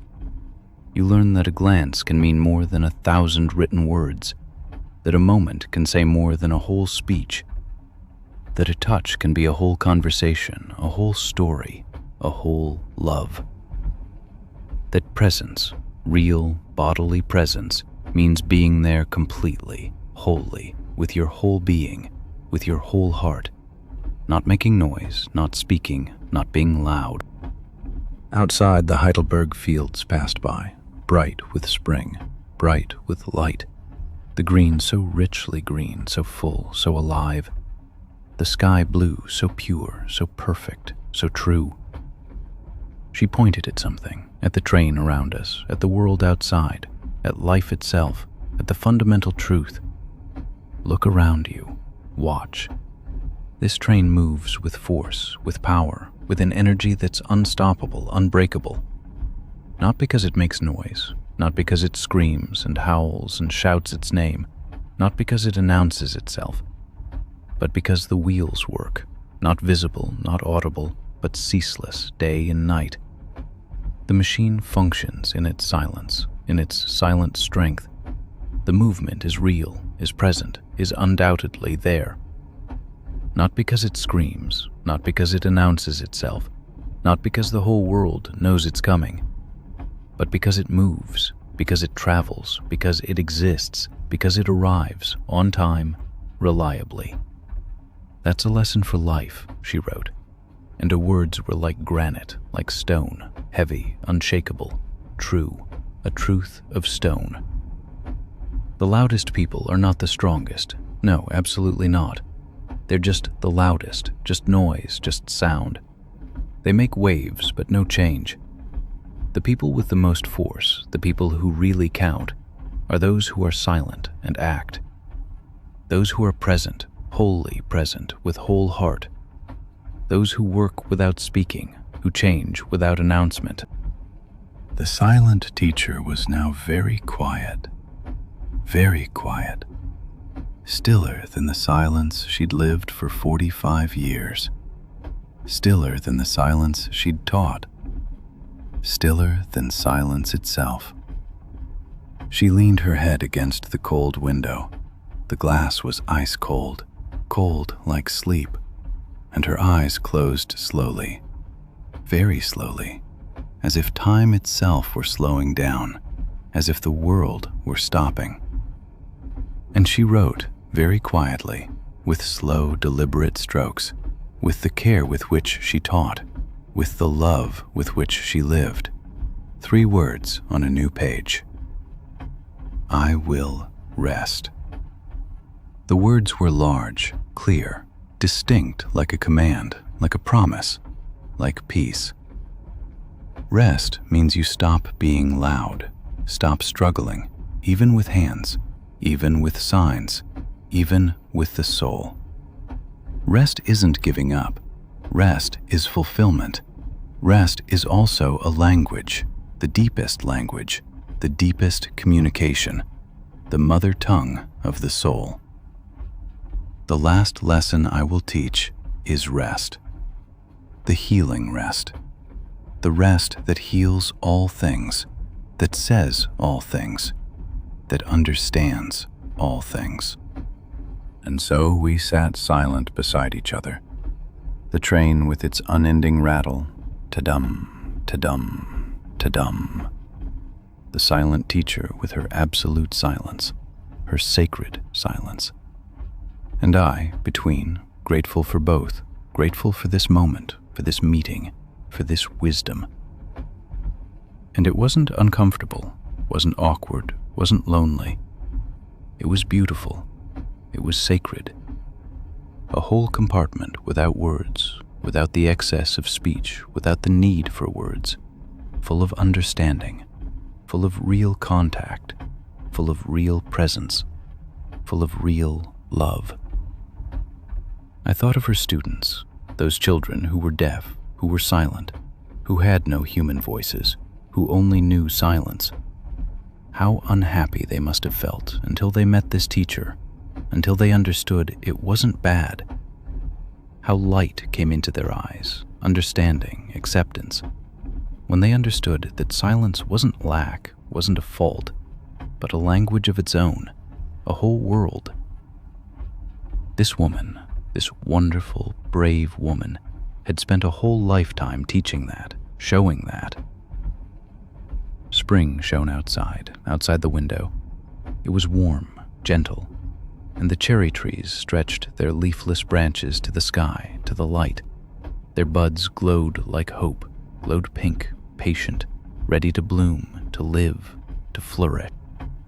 And slowly, so slowly, imperceptibly, barely noticeable, I drifted away from words, from the need to understand, to speak, to write. The silent teacher leaned her head against the window, gently, tenderly, and I saw she was truly asleep now, that she could finally sleep, really slept, a deep, peaceful sleep, the deepest sleep, the only sleep she deserved, that she'd earned. Spring disappeared outside into mist, into fog, into dream. The cherry trees became shadows, became memories, became history. Silence. Sweet, gentle silence. Feminine silence. That teaches that words aren't everything, that they're not the most important thing, that not everything needs to be said, that not everything can be spoken. That there are places, secret places, sacred places, where presence speaks, where silence talks, where listening is a prayer, a sacred prayer, where silence, the whole, complete, deep truth is everything we ever needed, ever could understand. I met the Pilgrim on the line between Trier and Koblenz, where the Mosel winds through the mountains like a silver ribbon, where the banks are steep and green, full of life. Her staff was dark wood, ash or oak perhaps, polished smooth by 10,000 footsteps, each fibre worn soft by hand and shoe, the surface gleaming like silk. And at the grip was fastened a shell, a true scallop shell, silver bright in the train light, the symbol of the Way of St. James, the road to Santiago de Compostela. She was a woman in her 60s, perhaps older, hard to say, with eyes that had already seen a few other countries, that had travelled far, that had understood much. And shoes, well kept and worn, made for walking, definitely not for comfort, but for durability, for adventure. "I'm on the Way of St. James," she said without my asking, as if she needed to say it each time to believe it. "With the train, I can shorten the long stretches, you see. The stretches that would be too demanding, that would ruin my feet. But I walk whenever I can, whenever the landscape allows, whenever the strength is still in my legs. It's important, very important," she said, and her eyes lit up, "that you don't just see the way, but feel it under your feet, taste it, breathe it. That you know what the air tastes like when you climb uphill and your lungs burn, when your body screams that you should keep going. That you know what real tiredness is. Not the surface tiredness of sleep, but the deep tiredness of the soul when you climb a steep mountain, when every muscle begs for rest." "Why are you pilgriming?" I asked gently.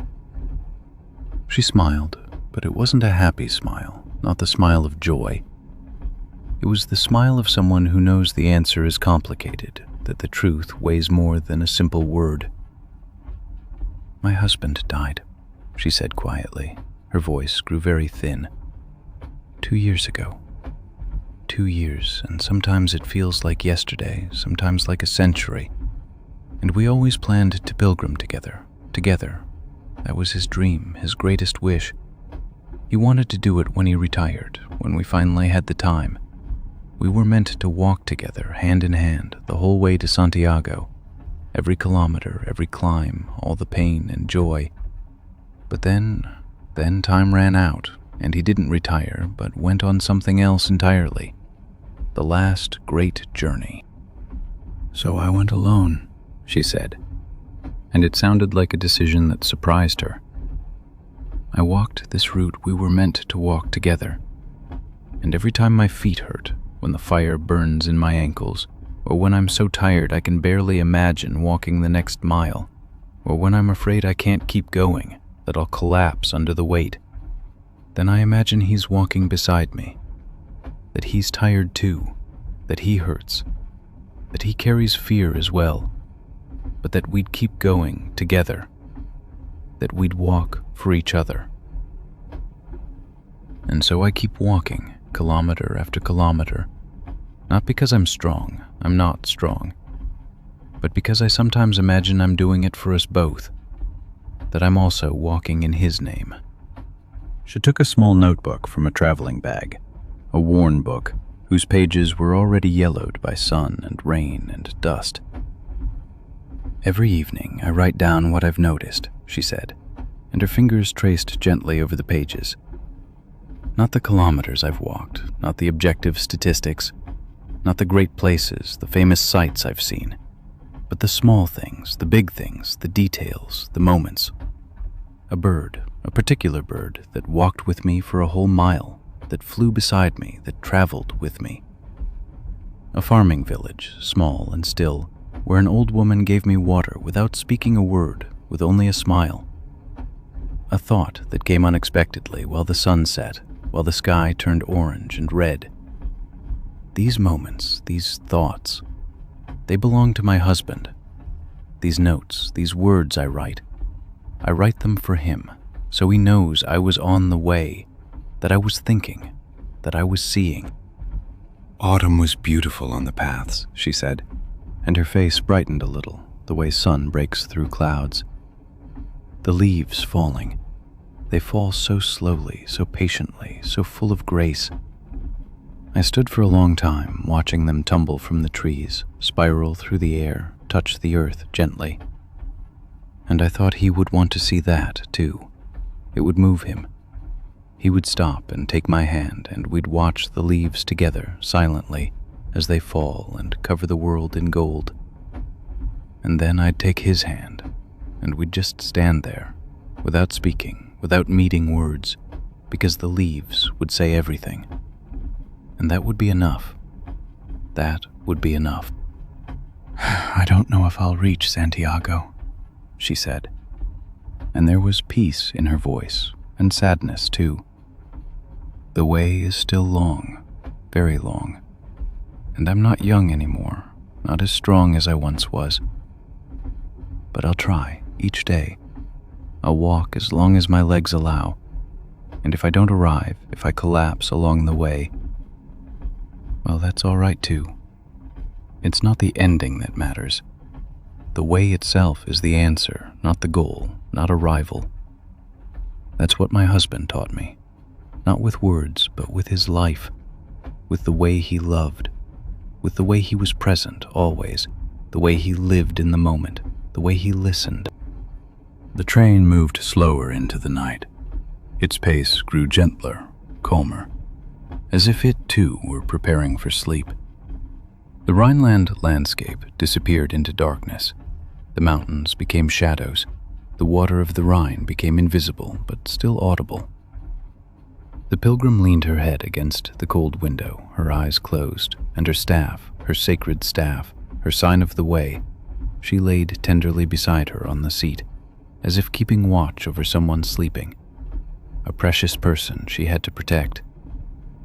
And I closed my eyes and imagined what it would be like to walk like that, with a love that is no longer beside me, but within me, everywhere within me, in every step as the foot touches the earth, in every breath as air enters the lungs, present, always present.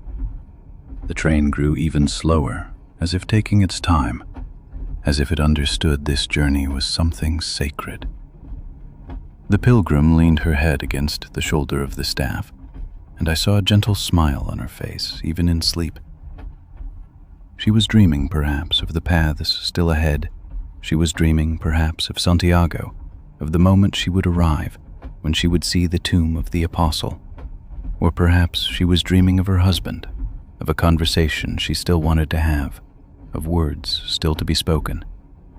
Slowly, the way leads on, even into dreams, even into sleep, and the love that never stops traveling. The love that walks with us, here at my side, warm, present, still, eternal. The ticking woke me. A bright silver ticking, different from the rhythm of the train, faster and more precise, with a regularity that was almost musical. Between Bern and Solothurn, on the third night of my journey, in that deep hour when the world sleeps and trains move more slowly through Swiss valleys, sat a man across from me with silver-white whiskers, full and carefully groomed, and a pocket watch in his hand. The watch was large, substantial, the kind they carried 100 years ago, passed down from grandfathers and their grandfathers before them. It was silver, or perhaps chrome, the surface polished like a mirror. His face was bleached by moonlight, drained of color by that cold brightness, and he stared at the dial, at that small, circular world of numbers and hands, as if searching for a message there, a secret meant only for him. I said, carefully, that the watch was beautiful. The craftsmanship, the history you could see in it. He looked up, and for a long moment his gaze was completely lost, as if he were coming back from another time. as if he didn't quite recognize me. Then he smiled, but it was a sad smile, the smile of someone who'd known loss. And he held it out to me carefully, as if he were showing me his heart. "It belonged to my father," he said, "and to his father before him, and perhaps to his father before that. I'm not quite sure. Memory doesn't reach back that far anymore. 4 generations have carried this watch in their pockets, close to their hearts. 4 generations have tried to understand time by staring at this small, round dial, by listening to its ticking, as if it might tell them something." "My father told me," he said, and his gaze grew even more distant, more turned inward, "that time itself was a gift in our family, a real gift, passed hand to hand. A gift from a legendary Swiss master watchmaker, someone our great-grandfather knew, perhaps even befriended. A gift that meant time belonged to us, that we carried time in our pockets, that it was ours. But do you know what I've learned over all these years? Time doesn't belong to anyone. It's an illusion. A watch is only an attempt to trick it, to tame it, to master it. Just a beautiful, loving promise we make, that we understand time, that we can control it, that we're masters of it. But it's a lie, the most beautiful lie we ever invented." He opened the watch with a gesture that spoke of decades of practice, and the ticking grew louder, more intense, a clear, sharp sound that seemed to cut through the whole carriage, to drown out everything else. The inside was a work of art, a small world unto itself, full of movement and precision. Wheels upon wheels, each cog perfectly proportioned, tiny spirals of gold and steel that danced like ballet dancers. And in the center, at the heart of this choreography, in the middle lay a part that looked different, older, less gleaming, as if it came from another time, another century. "That's the heart," he said, and his voice grew reverent. "That's the piece the first watch had 125 years ago. Everything else has been renewed, repaired, replaced over the decades.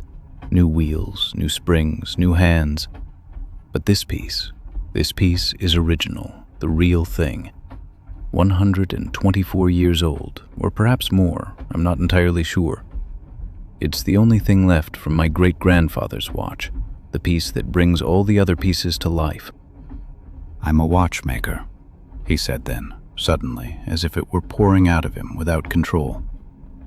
"5th generation, the 5th man in my family to practice this trade, this craft, this almost sacred task. And do you know what I could never admit to myself, what I've suppressed for years? It brings me no joy anymore, not a shred. For decades, I've repaired watches, old ones, new ones, pocket watches like this, wrist watches, watches from all over the world. I've looked into those tiny worlds where every little cog must know who it is, where it belongs, so the whole thing functions, so harmony is preserved. I was proud of that, so very proud. But this morning I opened my workshop and everything was still. The usual morning stillness, but also the stillness of something coming to an end. No more customers. Nobody brings me old watches to repair anymore. Nobody trusts a hand anymore. Everyone has mobile phones now. Everyone can see the time in their pocket, brightly lit on a screen, perfectly accurate. And they don't rely anymore on the beautiful lie of the wheels, the lie I've nurtured my whole life. "I'm closing the workshop," he said, and his voice grew quieter still, almost a whisper, as if he were admitting something painful. "Tomorrow, or perhaps the week after, I don't know anymore when. I've lost any sense of time, though, or perhaps because I've spent a lifetime measuring it. And I don't know who I am if I'm not repairing watches. Who am I without that trade? The man who understands time, who knows its secrets. I'm not him anymore. I never was. I know that now. I'm just a man, an old man now, who was afraid of time, deeply, primitively afraid, and turned that fear into craft, into this wonderful, obsessive craft to hide the fear, to avoid admitting that time is slipping away from me. Then he told me a story, one he'd perhaps told himself 100 times in his mind. About a summer evening many years ago, 50 years or more, when he was young, when his life still lay open before him like an unread book. A summer evening when his father gave him this watch in a case on a train.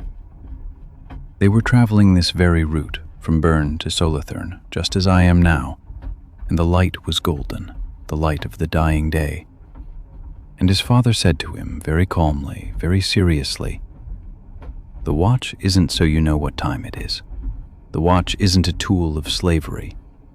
The watch is so you remember that time is beautiful, that time is a gift, not an enemy, that minutes are coins, precious coins, and you can spend them however you choose.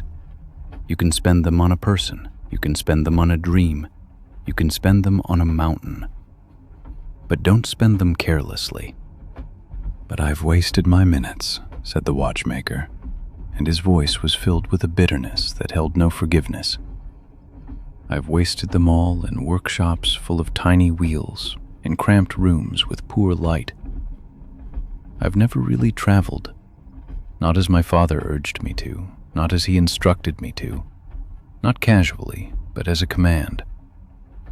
I've never gone to the mountains, not seriously, not to live in them, though I live here in Switzerland with the Alps in my window.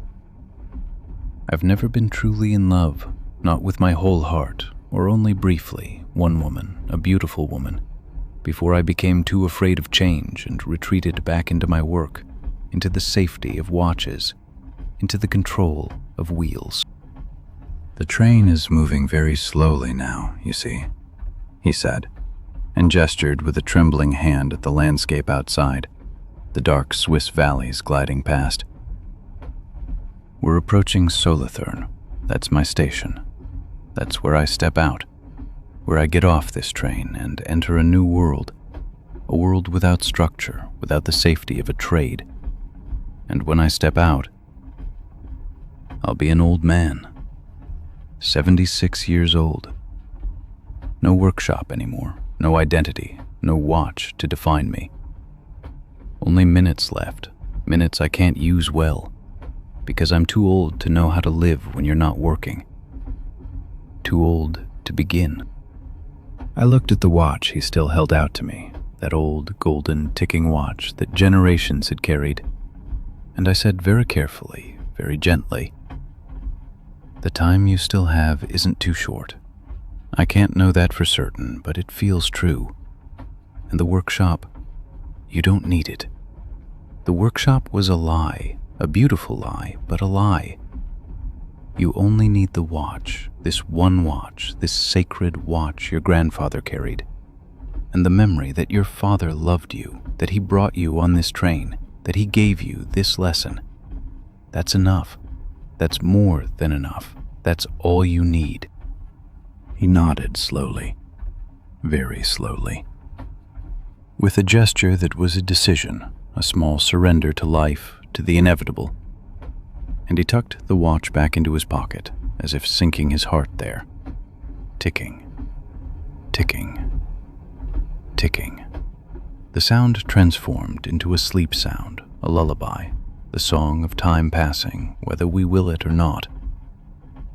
The train held the night in its arms, warm and still, and I drifted away into the gentle safety of clocks that beat without forcing, without judgment, of time that passes gently, without reproach, without sorrow,